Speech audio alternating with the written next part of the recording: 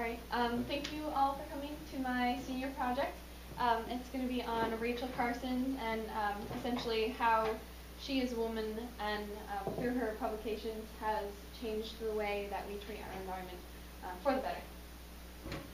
So right off the bat, my inspiration for this project, I've always had a love for nature, so that's kind of what sparked that in the first place. But I also got accepted into USM for environmental science. I actually got a full ride there, so I don't have to pay a penny out of pocket for tuition, which is really exciting.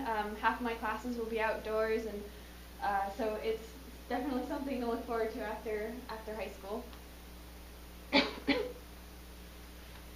So my essential question is essentially, how did Rachel Carson's work change the way that we treat our environment? She was an absolutely phenomenal biologist and nature writer, and I felt like doing a project on Rachel Carson would be a wonderful way to segue myself into college. So for our agenda, I'm going to go over the kind of events of the home and not only the home, but worldwide around Rachel Carson's time, which is the early 1900s, early to mid 1900s. Her early life, her college, and her first job, which were all key factors into Rachel creating these works. She created four books that are really well known, obviously including Silent Spring, which is one that she's most famous for.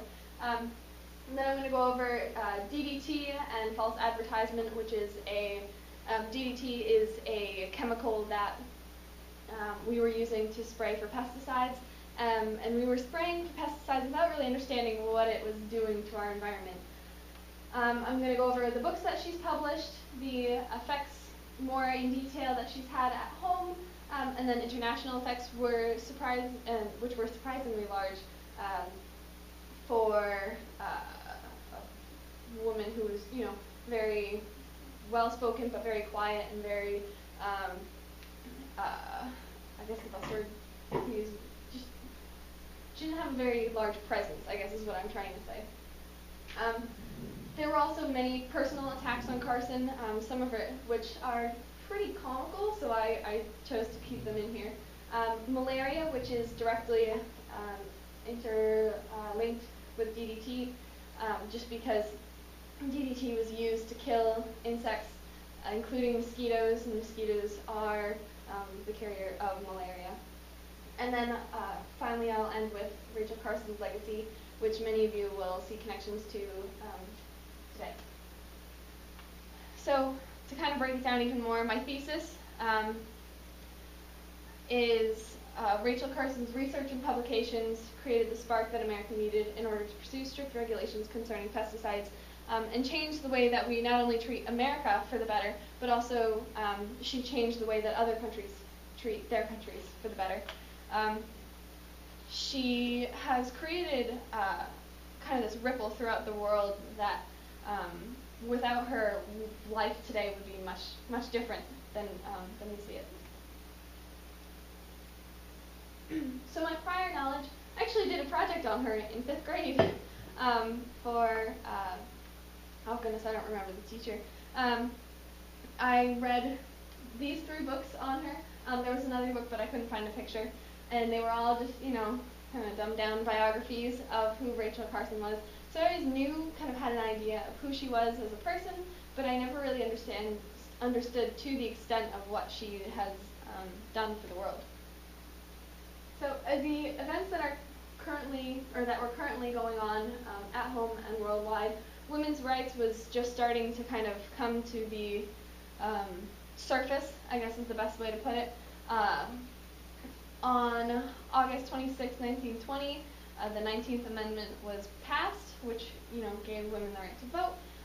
This was significant because Rachel Carson, she was about 17 at the time.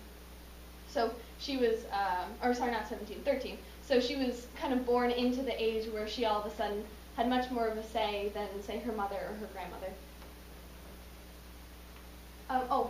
World War I and World War II were just, she grew up in that era, however she was not prominently involved with either, but she lived through the effects afterwards, and a lot of the chemicals that she was kind of fighting against were created during those two wars.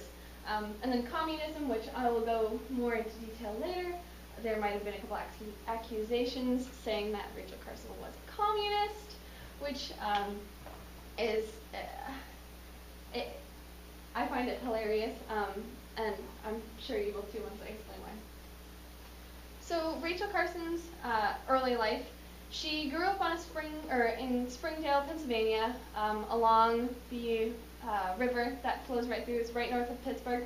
Her parents, Maria and Robert Warden Carson, were both very supportive. Her mother more so than her father. It was a very traditional home. She was the youngest of three. They grew up on a 65-acre farm, so she had lots of space to kind of go off on her own and explore as much as she'd like, honestly.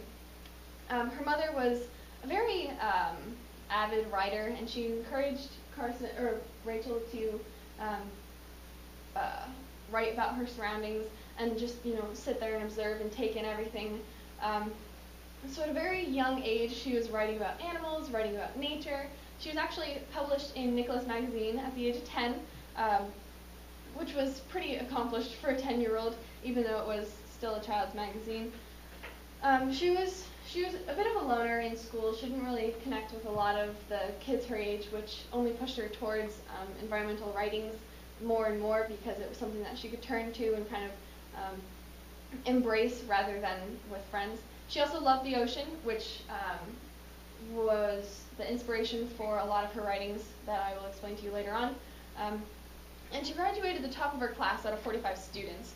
So it wasn't a big class, but she right off the bat was very Can I have your attention, please, Matt? very focused on her academics. Matt Foster, can you come to the principal's office?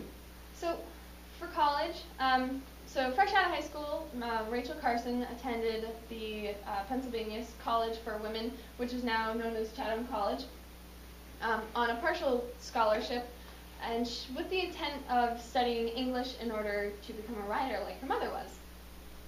This, however, changed in January of 1928 when her biology teacher, Mary Skinker, which is right here, she's an absolutely phenomenal woman and definitely changed Carson's perspective. She had her as for freshman biology, and she actually convinced Rachel to switch her major from English to biology, and she graduated magna cum laude through taking summer courses and work studies in 1929. So it was pretty impressive. She continued her studies in zoology and genetics at Johns Hopkins University in the fall of that same year. Due to health issues with her family, she was actually unable to follow through as a full-time student and instead took on being a student part-time and split her time between working and being a student in order to provide for her family.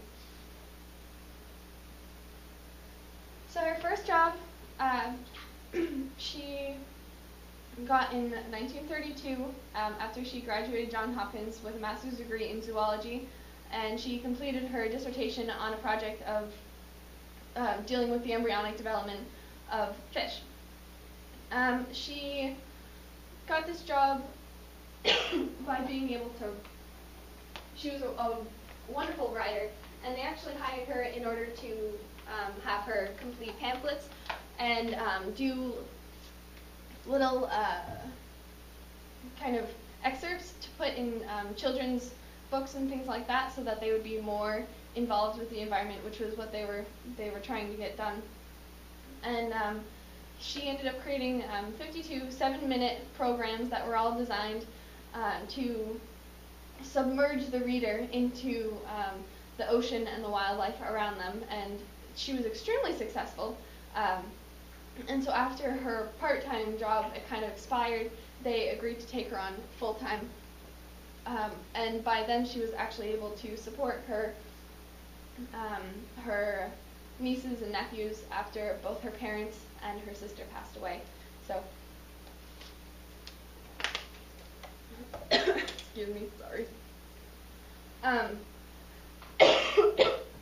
That full-time job lasted her about 15 years, and she was only the second woman working in the Bureau as of 1936.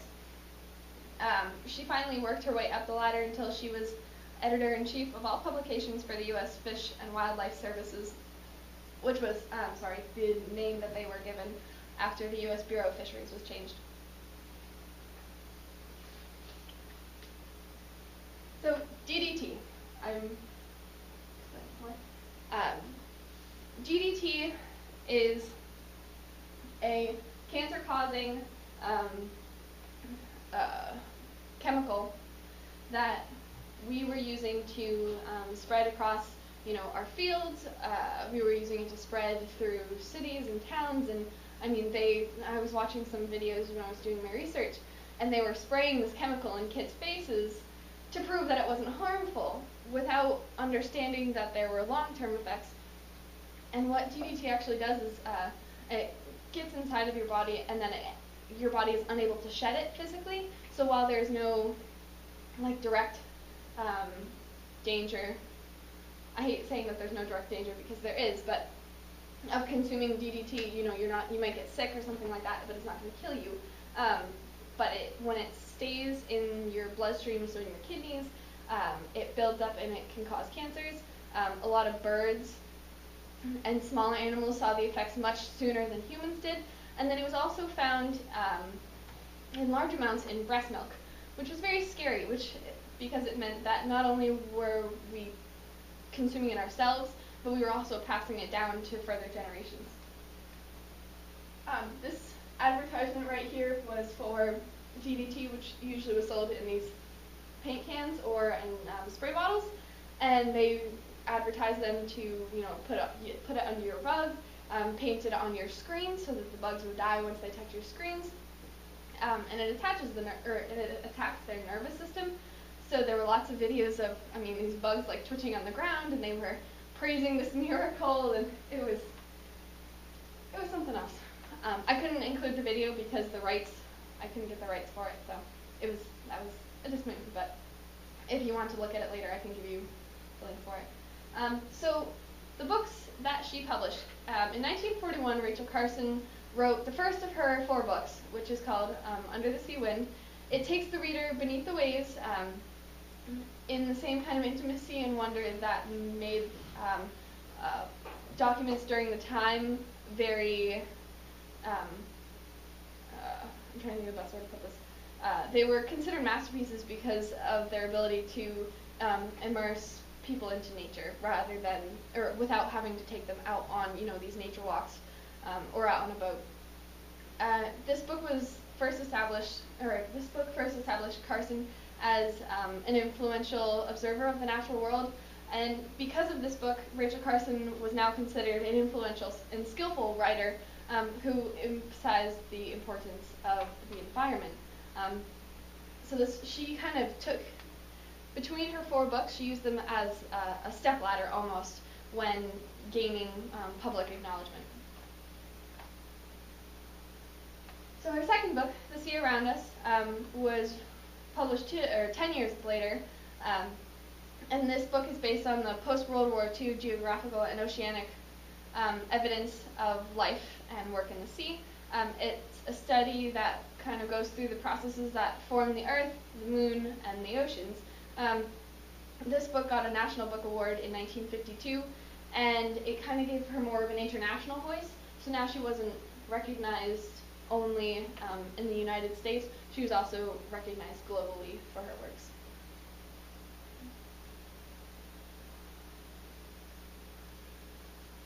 So her next book, The Edge of the Sea, and so 4 years later, after that previous book, she wrote The Edge of the Sea, which was a practical guide meant to be used to identify the different inhabitants of the sea that can be found in marshes and tide pools and any shallow area that kind of borders along the coast. She actually wrote this book when she was living in Maine, which I thought was pretty neat, and did a lot of her work here along our coasts.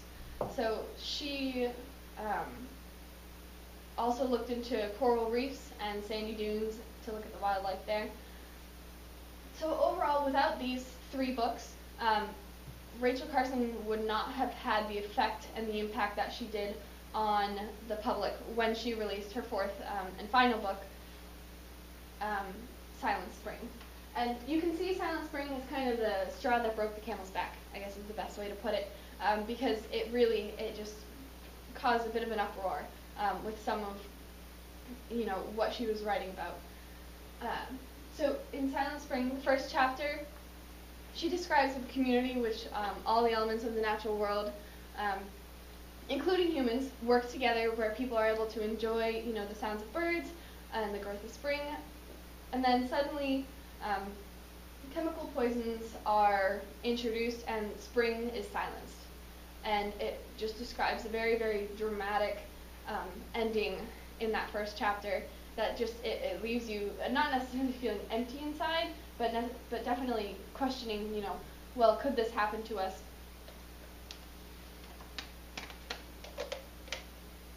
And in the end of that first chapter, she actually, she does admit that this town does not actually exist, but all of the things, or all of the different counterparts, it might have easily had 1,000 different counterparts from all other places in the world.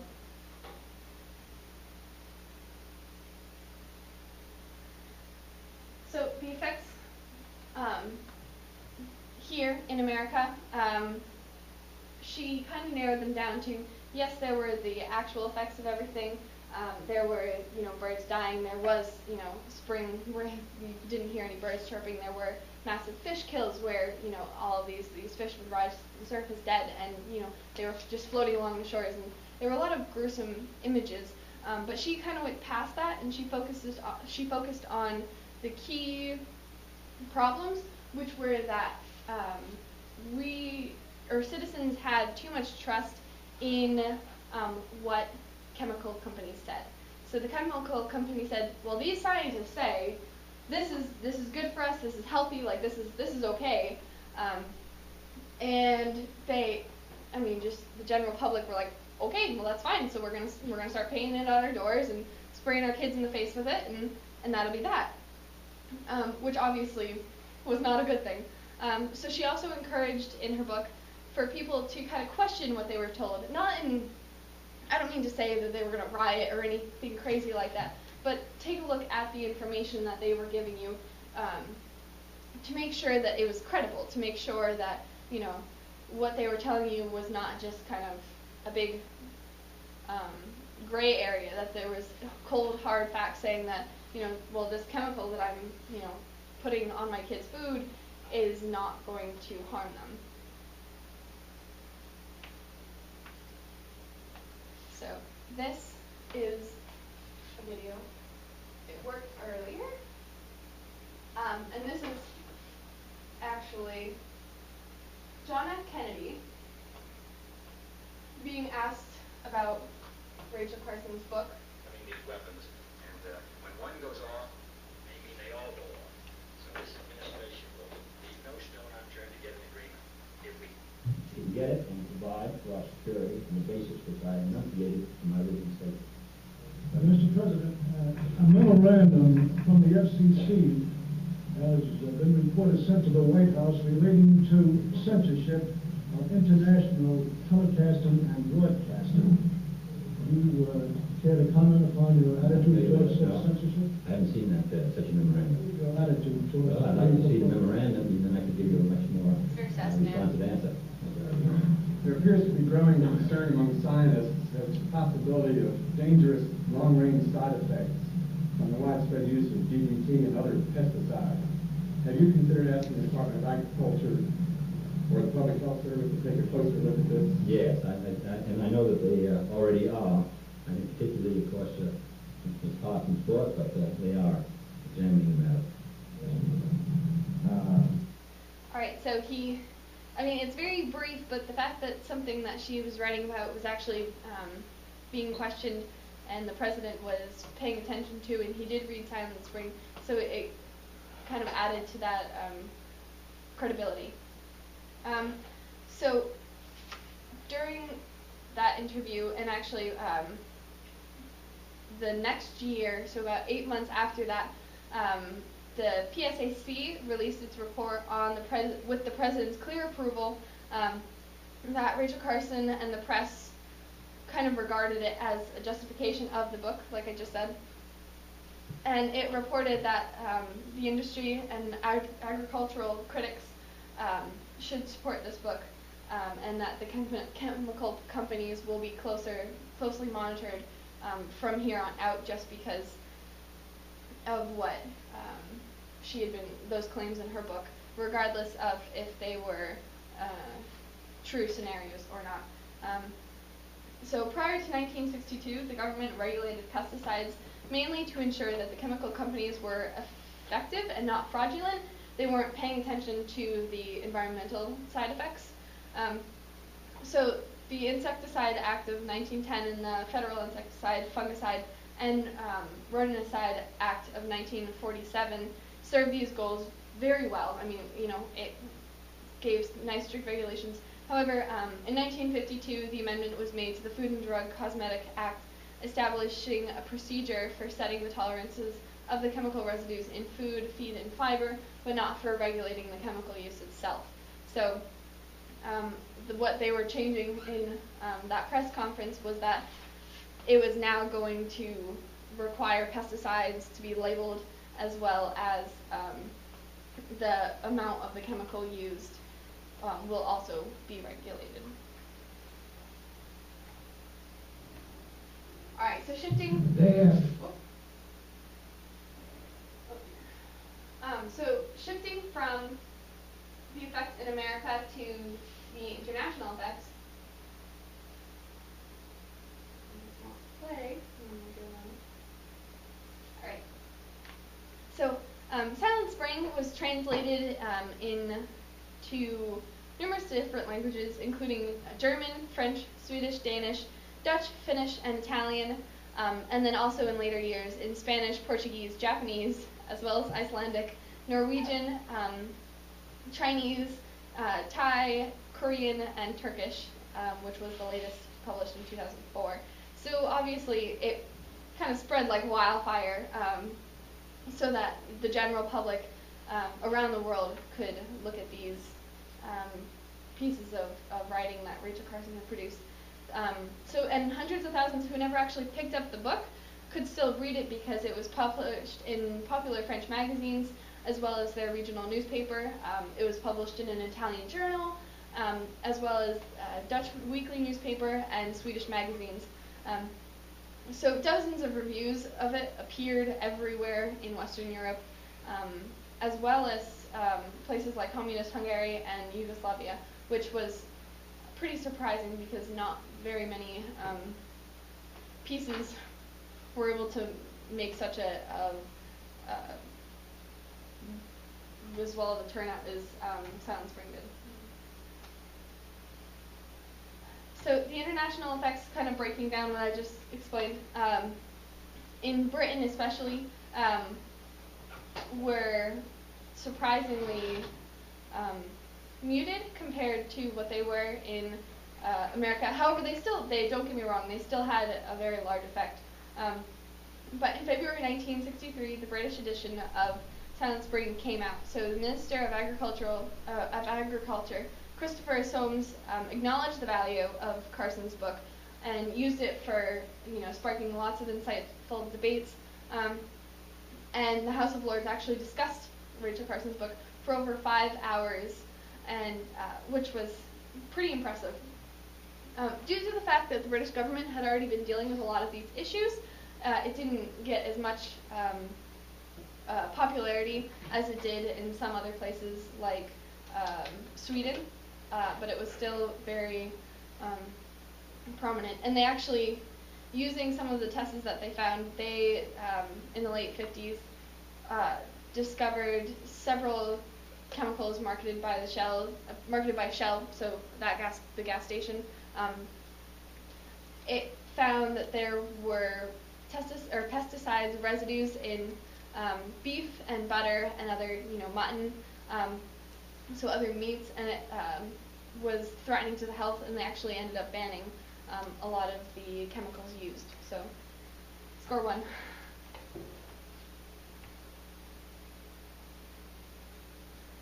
So the international effects in Sweden were very unique compared to everywhere else. Nowhere else actually changed their language around Rachel Carson's book.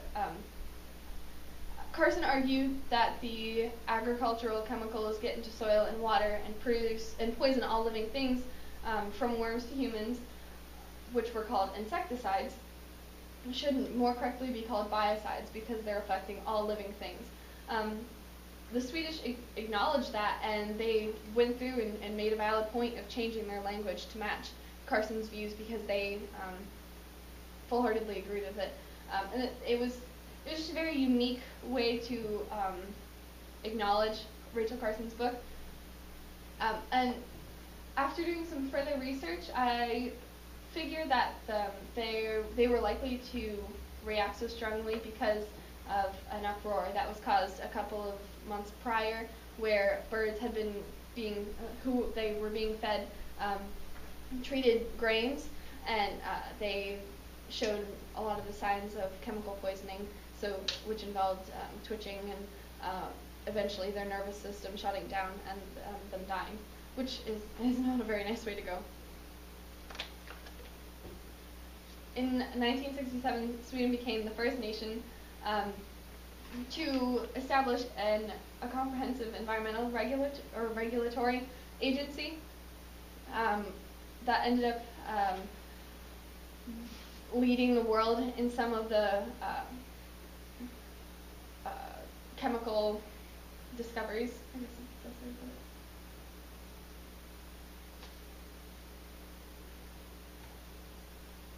is. So some of the effects in Germany and France. Silent Spring was a huge hit in France and was already in its third printing just 6 weeks after its publication in May of 1963. The French publisher, Plon, was already very well respected and gave the book a huge following right off the bat. So it kind of hit the ground running, I guess is the best way to put it. He also did his own environmental writing, so he also worked a lot of his pieces in with hers, agreeing or disagreeing with some of her points. It was usually agreeing. And his book was translated into 17 different languages as well, and motivated the French for a number of organizations that continue to protect nature. And to kind of shift a little bit more, just a quick slide on Carson's effects on the arts. She was actually because she was such a prominent writer, many people looked up to her. And one man said, I want to remember Rachel Carson's spirit, and I want it to be both fierce and compassionate at once. I want to carry a sense of indignation inside to shatter the complacency that has seeped into our society. Call it a sacred rage, a rage that is grounded in the knowledge that all life is intertwined, and I want the grace of wild things to sustain hope. I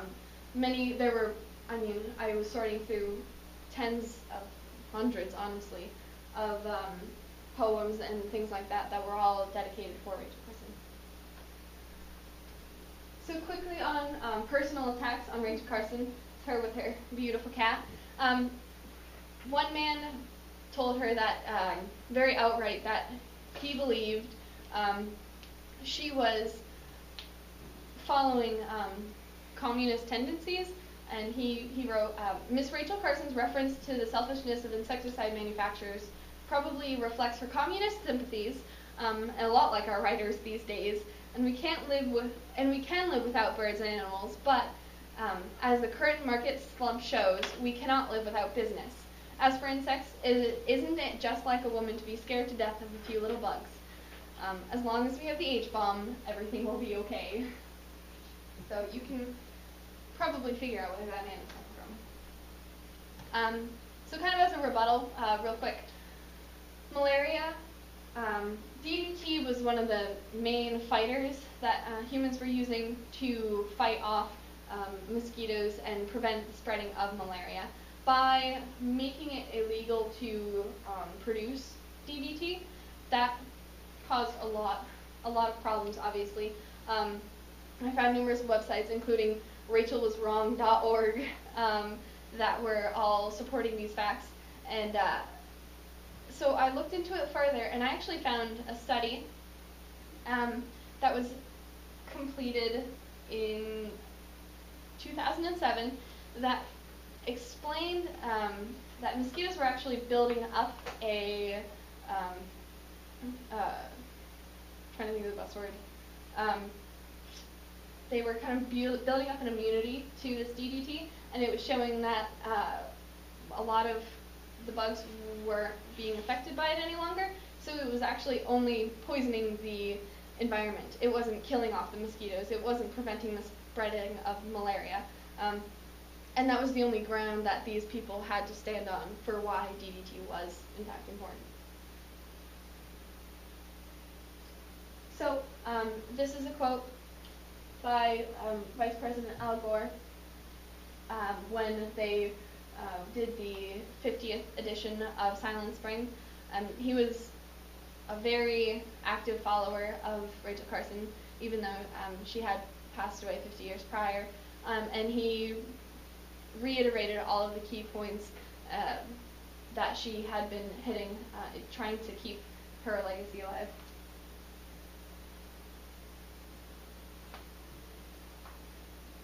And then the last point I would like to hit on, so the issues raised in Silent Spring continue to kind of haunt the contemporary world. Worry about chemicals in water and food has expanded beyond those in agriculture, and it has kind of spread to something, I don't know if you guys have heard of BPA, which is a compound that released in certain plastics into food by many treated cans and bottles. Particularly, it was prominent in baby bottles, which was seen as a huge problem, and they immediately began banning it and trying to regulate it as strictly as possible. And Carson wrote in one of the last lines of her book that the world today is awash in a sea of chemicals that have never before been seen in nature. No one really knows the long-term effects of these substances individually or unpredictable combination. And either the human health or the health of the ecosystems which we live upon and all life depend. Chemicals are not the same ones that, I skipped a line. The chemicals that she's talking about aren't necessarily the same ones that she was focusing on in Silent Spring, but they're still just as prominent, and they're still just important to maintain and to regulate. And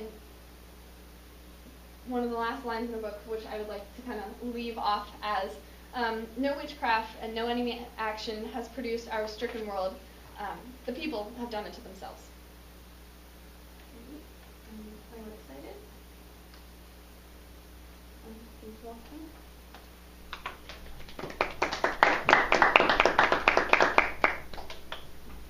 Questions from the panel? Sure. My question was just with the BPA that you brought up. I was wondering what exactly is that and what effects have been seen in humans? It causes, actually went over this last year, it causes an increased level of estrogen. It's estrogenic. Estrogenic, there we go. That's what I thought. Sorry, pressure's on. And so there were, so women were developing at an earlier age, men were showing higher levels of estrogen, and the problem with that is when you're a baby, your body is trying to develop naturally, and by introducing these chemicals, it changes the way that we develop, and so it was causing a lot of problems. And then I'm sorry, what was the second part of your question? I was just wondering what it is exactly. It's essentially a chemical that's released out of plastic bottles that have estrogenic properties that cause more feminine qualities in both men and women. And so what kind of effect did it have on the babies? Like, was it, So, women were developing at an earlier or quicker rate, and men were also showing, more fatty tissue in certain areas, as well as, that about sums it up for visual effects that I studied. So. Thank you. I have a question for you. So if Rachel Carson were still alive, what current environmental issue do you think she would especially champion like she did DET? That's a really good question. I'd have to say that she'd be focusing on GMOs. So she'd kind of shift away from chemicals and more towards genetically modifying organisms and the way that, we're mass producing certain plants so that now we don't need chemicals because the plants that we're producing are already bug resistant. And so what's that effect on our body rather than what the chemicals effect on our body is. Olivia, were there any credible scientists who disagreed with Rachel Carson? Not that I came across. A lot of the scientists that I came across that were disagreeing with her were not, very nameable, I guess is the best way to put it. There was the one site that I found, which was the RachelCarsonWasWrong.org. A lot of the claims against her were much less formal or completely off in left field. It was really hard to find arguments against her. And even internationally, where somebody might not necessarily fully agree with her, they still had a lot of her key points in what their own opinion was. So I don't have any specific scientists that I could name that fully disagree with her. Was she kind of talking a little bit more about any other pesticides other than DDT? DDT was kind of the one that she spearheaded. She wanted, stricter regulations for all chemicals that we were using to put in our food or to, kill pesticides. But DDT was the one that she was mostly focusing on because it had the most harmful effects. Any other questions? I have one more. Yes. What do you think was the reason why people so strongly opposed her and still do today? Money. Rachel Carson, other than malaria, which has been kind of debunked, chemical companies they were making millions in a time where money wasn't necessarily very easy to come by.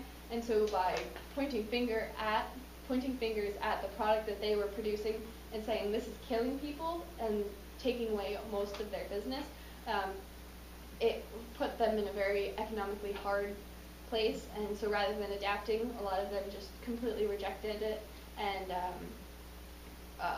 fought against it and tried to prove her wrong in order to maintain that business.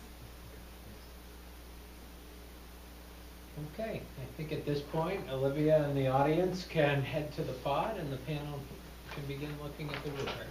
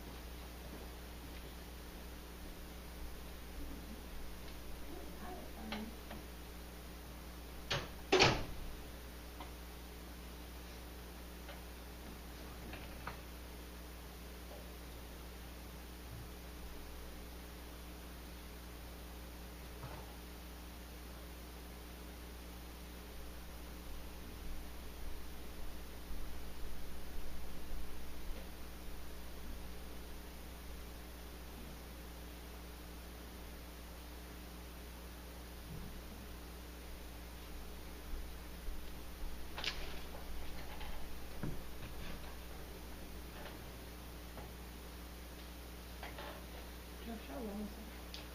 The length was 32 minutes and 26 seconds. of which a minute and 24 seconds was video. Okay.